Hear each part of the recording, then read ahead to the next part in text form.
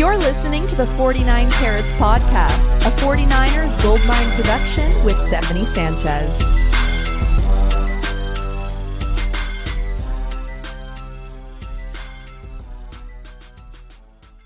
What's going on, everyone? Welcome to another edition of the 49 Carats Podcast. I'm your host, Steph. I will have Akash on in a bit. He will be joining here shortly. But for now, it's just me. The 49ers finished this game against the Giants just now, and it was another 30-point game. This is the third time this season already that they've scored 30 points. And that comes after a, not very impressive, first half for the offense, especially Brock Purdy. But I do have to say, I think they really dialed it in after halftime. The Giants were blitzing the hell out of Brock Purdy, and it seemed to be working, at least in the first half. The timing was off on all the things that the 49ers wanted to do. Brock Purdy was off. His rhythm was off. Timing, all of it. And in the second half, I think everything just sort of improved a little bit with like the play calling and adjustments in order to, play around those blitzes, because the Giants still blitzed in the second half, but the 49ers had a better plan for it after that.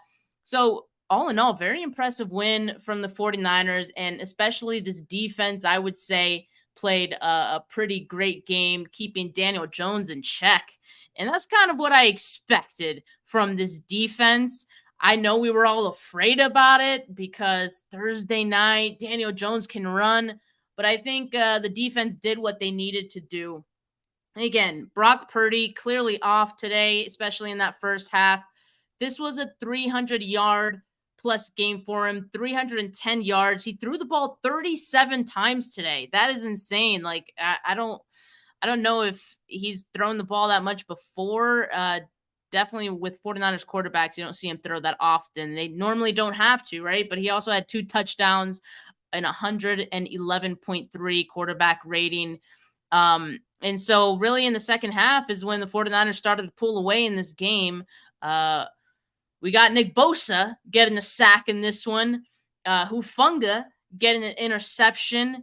And so all in all, I think some guys came together. And by the way, just sidebar, Isaiah Oliver, I thought, played a great game once again. So shout out Isaiah Oliver, because I was very curious to see how he was going to look today after, what was an impressive second half against the Rams for Oliver last week. I was wondering if he could keep it up. It seemed like he did. He made some nice plays, especially down the stretch today as well, also in the run game. Let's get to some comments. I see some of you in here until Akash gets here. Melissa says, let's go, Steph. Bosa got a sack and should have been safety. I absolutely think that should have been a safety. They robbed the 49ers of a safety early. I don't know why that wasn't called the safety, but whatever. Hey, Zach, how's it going? He said your favorite person is here. Debatable, man. Debatable. But I feel good about this win. Technic Chic says stat was that it was 85% blitzes by the Giants. That's insane. Yeah, I already knew going into this game that the Giants blitzed the hell out of the football. Like, that was, one of the things to keep in mind. And historically, like, Brock Purdy has been good against the blitz. But again, like in that first half, I don't know, maybe the 49ers weren't expecting it to see it as much as they did. I don't know. So just seemed like plays needed to develop. And so, like I said, the timing was off. And so they kind of changed up the plays in the second half that I think helped Brock Purdy, kind of settle into the game, even with blitzes in his face. So credit to him. That back shoulder throw to Debo in the right front corner of the end zone, beautiful, beautiful, beautiful. He also had that other one to McCaffrey that ended up being an incompletion, and I know there was a flag on that one. That was also a pretty nice throw to McCaffrey. So look, it was an up and down day for Brock Purdy. Second week in a row that, he doesn't look perfect, but he doesn't have to be perfect. the 49ers could still score 30 points. And I saw this tweet from KP earlier, and I want to mention it here because it was a really great tweet from him. He said, quote, "The Niners have 6 explosive passing plays tonight. Brock Purdy is a high variance QB. He's going to miss or be off target, but he's going to take more chances than any other quarterback that Kyle Shanahan has had on the 49ers. And that's why the ceiling of this offense is higher than ever." I totally agree with that. And I think that is the difference. We got Akash here. What's going on, Akash? Thanks for joining us. How'd you enjoy that game? What's going on? Appreciate you for having me. First off, it is awesome to be on your channel. I know you've been doing some super cool things. You're on KTVU last week. I know your YouTube channel's popping off. So appreciate you for having me. But what a game. What a game. I mean, Niners 3-0.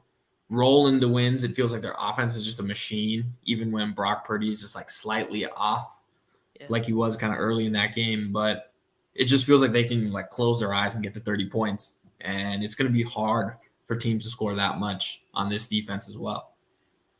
Yeah, and yardage-wise, the 49ers outgained the Giants by 285 yards. The 49ers had 442 total yards tonight. The Giants had just 150. So I think with the defense playing as good as it did and limiting the Giants as well as they did, it really did give the offense a chance to get their feelers out and, kind of adjust accordingly in that second half. And that's really when we started to see the offense kind of gel a little bit more, Brock Purdy get a little bit more comfortable, and beating the blitz of the Giants. I know. I think you were talking about it right before I hopped on, but he got blitz on 85% of dropbacks, and I think he was like 20 to 31 against the blitz. I mean, you go back to last year, it felt like Brock Purdy was one of the better quarterbacks when, they sent extra rushers his way, and that was no different. I was curious if Wink Martindale was going to kind of back off because of that, but he stayed true to what they do. They continued to bring the heat, and it felt like Purdy had the answer for it every time.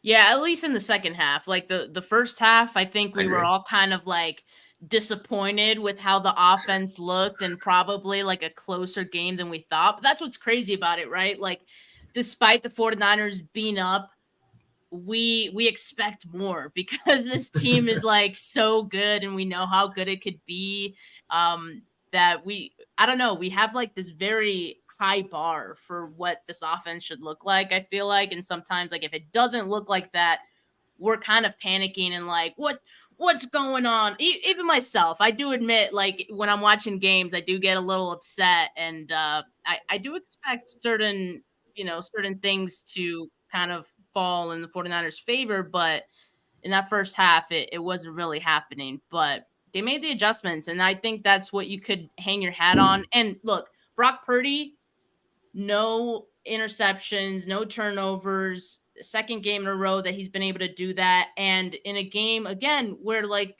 we see the Giants turn the ball over and that helped the 49ers, those things make a huge difference. And then I think that's one of the big differences between like Jimmy Garoppolo 49ers and Brock Purdy 49ers.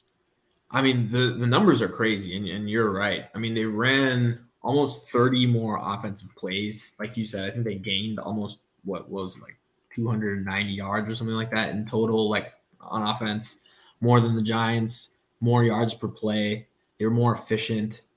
Didn't turn the ball over like you mentioned, and yet there's still things that you can nitpick about their game. But I thought Deebo Samuel was fantastic. He looked like 2021 Deebo Samuel, and it's only week 3, and I feel like he's only going to get better with more reps. So that's a really, really good sight to see as well, in my opinion. Yeah, like 2 games in a row now that I think like the 49ers have really leaned on McCaffrey and Deebo Samuel to kind of like carry them out of like a dark space in the game. And like Deebo could just will this team out of any kind of like slump, or like if it feels like the game is too close, you put the ball in his hands and he's going to make a few guys miss. And then it just feels like all of the momentum is on the 49ers side after that. He had 6 catches, 129 yards today, as well as that touchdown on that great pass from Purdy. And McCaffrey, he was very active in this game early. He ended up with 18 carries, 85 yards. and also a touchdown. We did see a bit of Elijah Mitchell as well.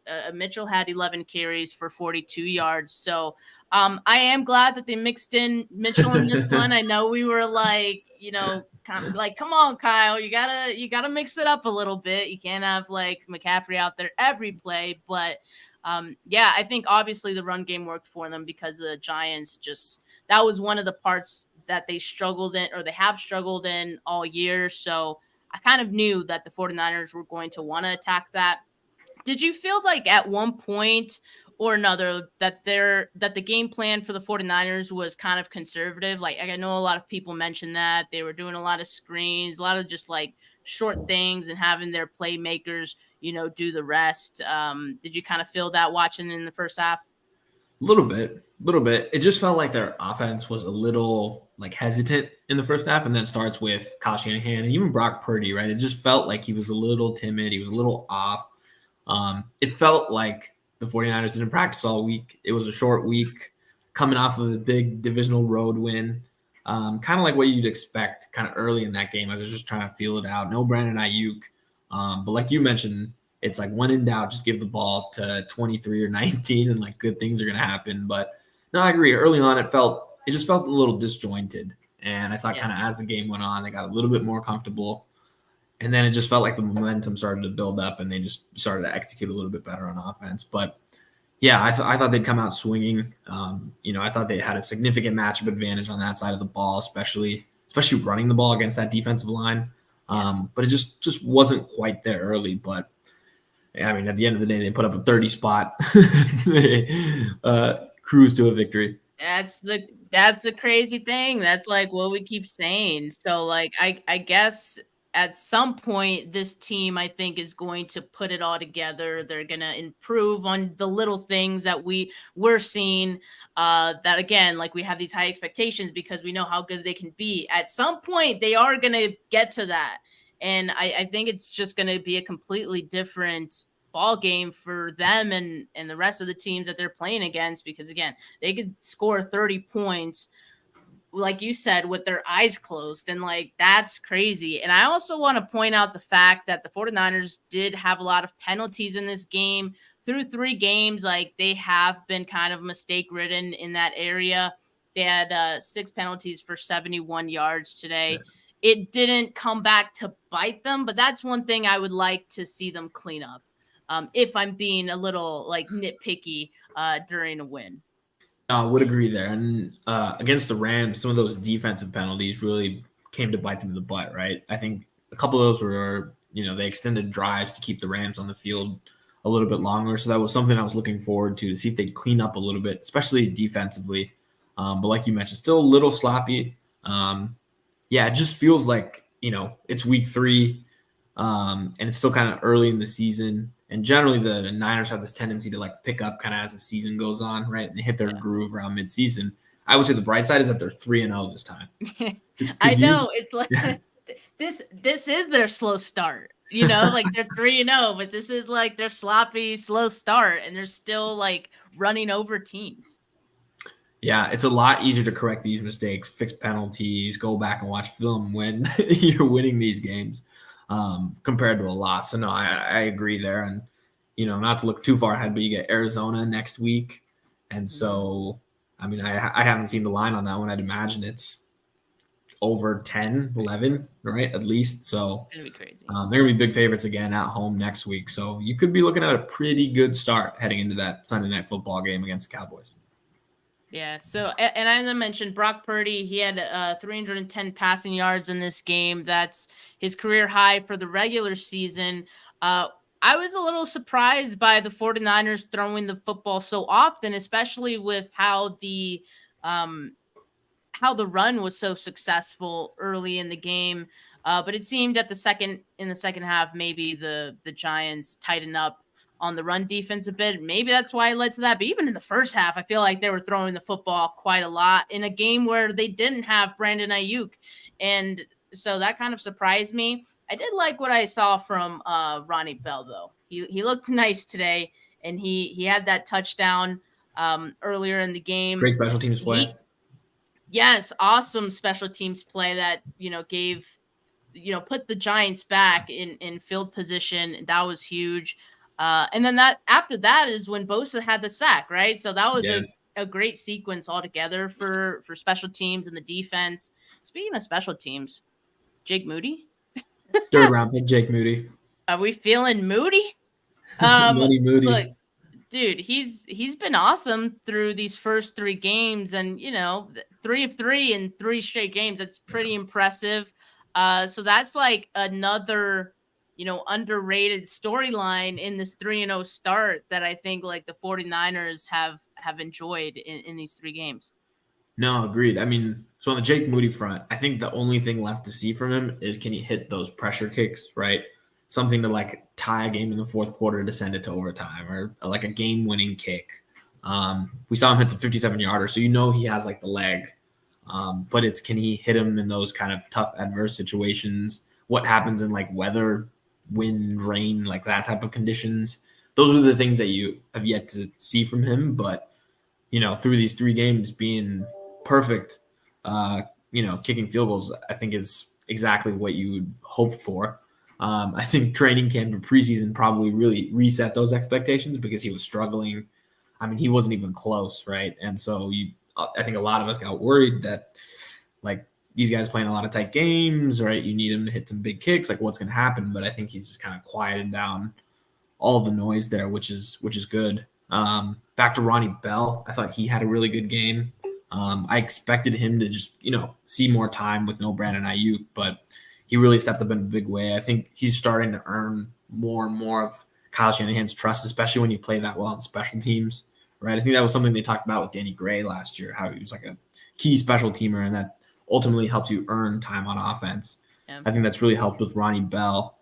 And then offensively, I think, back to what you're saying about them throwing the ball. I was thinking, early in the game when Brock Purdy was just a little off, it felt like he was due for an interception or like multiple interceptions. If that was Jimmy Garoppolo, to me, it felt like Kyle Shanahan would have like tightened up and just started to like run the ball, right? Yeah. To get more comfortable. But the fact that he kept going back to Brock to like continue to throw the ball, like you mentioned, just felt like he has like the utmost confidence in this young guy to deliver. And he's not worried about if he throws an interception or 2 because he knows that he's making the right decision over and over and over again. And eventually that's going to pay off. So it was weird, but it was weird seeing that kind of change of mindset. Yeah, and I just want to share Brock Purdy's passing chart from today, and you can also see the tweet that's accompanied with it from Next Gen Stats that the Giants did blitz Purdy on 33 of 39 of his dropbacks, as we mentioned, close to 85%. That's the highest blitz rate in a game in the Next Gen Stats era. And Purdy averaged the fastest time to throw of his career, 2.34 seconds. That in itself, I think, like, is pretty impressive. And I think, like, in the first half, like, that's what threw the timing off because also I think the Giants were playing some pretty good coverage the early going of the game, and it messed with the timing and the rhythm. Brock Purdy expects, okay, when I hit this drop here, this guy is going to be open. And right. Seeing that, so I think it was kind of this timing thing and rhythm was off. Against the blitz today, 20 of 31, 247 yards, 2 touchdowns. If you put just that stat line alone, that's a really good stat line. And if you put that alone on someone's like, a quarterback threw that on Sunday, that's a fine stat line. Like that's fine for like a whole game. This was Brock Purdy against the blitz today in one game, you know what I mean? So like that's pretty incredible. I know I was giving like Purdy a pretty hard time for some of those misses early, but I think he definitely, turned it around and putting it all into perspective with how much the Giants blitzed. I think I came away impressed. 100%. I think probably the closest to that Tampa Bay game from last year when Todd Bowles did the same thing, right? He thought rookie quarterback, first start, I'm just going to blitz the hell out of him. And Purdy, made him pay for it. And it felt like Wink Martindale's like, let me turn that up to a 12 and, try that again. And it just didn't work. And I thought they'd make some adjustments on their end. And I think they just continued to bring more and more pressure. Obviously, the game got away from them as well in the second half. But, Yeah, I mean, Purdy, I think like you mentioned, a lot of those, it felt like he was just kind of floating it up there. He's like, I think Yeah. Kittle's going to be down here. I think Yeah. Debo's going to be here. Some of those you connected, some of those you didn't, right? Got better as the game went on, but I think it's kind of exactly to what you're alluding to. Yeah. And Kyle Shanahan is speaking with the media, so I'm just monitoring that. He did mention that if the game was played on Sunday, Brandon Ayuk probably would have been active for this one. As we know, that wasn't the case. So I guess the good news and the good takeaway from that is we should have Brandon Ayuk back in 10 days when they take on the Arizona Cardinals. And I know, like, I was also... It looked like Deebo Samuel may have like hurt his ribs or something like that. He was kind of holding on to his stomach after, a tough catch and run that ended up in a, bit of a pile there. But he came back into the game. He scored his touchdown after that. So I would assume Deebo Samuel's okay as well. And so another game that they play without any like major injuries. And I think that's, again, another win for this team. Yep. That's probably the biggest thing, right? Because I think we kind of see the writing on the wall that they're going to be like a 13, 14 win team. They're probably going to be competing for the number 1 seed. I think the games against the Cowboys and the Eagles are probably going to decide that. And then I think it's just going to be a matter of, are they healthy at the end of this season? Are they healthy in the playoffs to kind of make a run? Because they clearly have the team and the coaching staff to be able to do so. So that I think is as important as winning the game, is making sure that you come away with no serious injuries, right? No, the week-to-week thing, the Brandon Ayuk shoulder thing, like, okay, he'll come back, right? It's like avoiding like the year-long, season-long injuries is going to be pivotal for this team. Right. So I don't know if the 49ers changed anything in like how they prepared for this season, but whatever they did this year, it seems to be working so far. So fingers crossed that continues as far as the health of this team goes. Matt Mayoko just tweeted this out, and it's a great stat. Since his last interception, including the postseason, 49ers Brock Purdy is 125 of 190 for 1,636 yards, 10 touchdowns, no interceptions, and a passer rating of 110.3. I know he's had some really close calls. He's had some, even today there were a few that were close to being interceptions, but man, I mean, it hasn't happened, and he's been pretty good in that span, wouldn't you say? No, 100%. I think that's if you don't follow the 49ers very closely, you watch kind of just the national games that they play on, and you're in like the national media, you always wonder like, how does Brock Purdy not throw more interceptions, right? Because it feels like even like the ball that got batted, and I think Ronnie Bell ended up catching it, right? 9 times out of 10, that ball ends up in like a defender's hands, and it's just an interception, and it's like bad luck. But it's like Brock Purdy's just been like kind of avoiding those type of interceptions as well. And even like, I don't know if you saw earlier, like Kittle had the PBU, and then he did like the seatbelt celebration. So it's like somehow he's just avoided like these turnovers so far. So given how, I guess, like, okay, I don't know how successful you can call it, but given how much it affected Brock Purdy in the first half, would you expect to see a lot of more other defenses, blitzing Brock Purdy, or, bringing extra guys in to pressure him? I think it's easier said than done, but yeah, some combination of pressure as well as like disrupting timing, right, of the receivers probably is like gonna lead you to more success, right? Because it felt like that's what was happening earlier, right? It felt like the coverage was really good on the back end, which you mentioned, and they were getting home on Purdy, and he was usually, it feels like he's able to like escape or evade pressure, but early on it felt like they had him pretty well contained, and he was just like having to like get rid of the ball and just kind of float it up and hope someone's there to catch it on the other end. So some combination of that I feel like is going to be successful, but I feel like with any good quarterback, you can't just give a steady diet of the same thing, because eventually Kyle Shanahan's too good of a coach. They've got a really good offensive staff. They got really good players. They're going to figure it out, right? They're going to figure out how to beat that specific coverage or defense or whatever you're throwing at them. So it's got to be enough variety to keep Brock Purdy guessing. But yeah, even when it felt like he's a little off, it just feels like they have an answer for something. And like I mentioned earlier, it feels like he knows what to do even in these situations, and eventually he's gonna get the ball there. And they've just got too many like talented players that do amazing things with the ball in their hands that yeah. I mean, being a defensive coordinator playing this offense just must be like a nightmare right now. Yeah, because the 49ers have proven they can win in a variety of different ways. They didn't even have Brandon Ayuk tonight, who is their like route. He puts on a route clinic anytime he's out there. I'm sure he would have gotten open a few times, and Purdy could have had him as an outlet today, but didn't have that. So other guys stepped up. And yeah, I mean, it just tells you how good this team is top to bottom and on both sides of the ball, offense and defense. So credit to them. I'm excited to see this team continue to improve as the season progresses. But man, I'm enjoying like these first 3 games of the season so far. It's a long season, I know, but it's been awesome.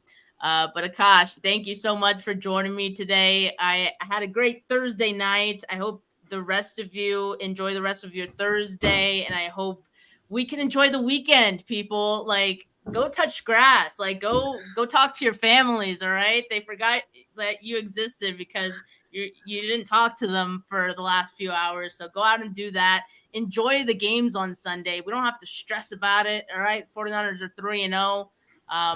But yeah, man, Akash, thank you for joining me. And make sure you guys follow Akash on Twitter because he's always got some great facts, some stats he's always dropping. I appreciate your content, man. So thanks for joining me tonight. Appreciate it. All right, y'all. Enjoy the rest of your Thursday night. But for now, peace.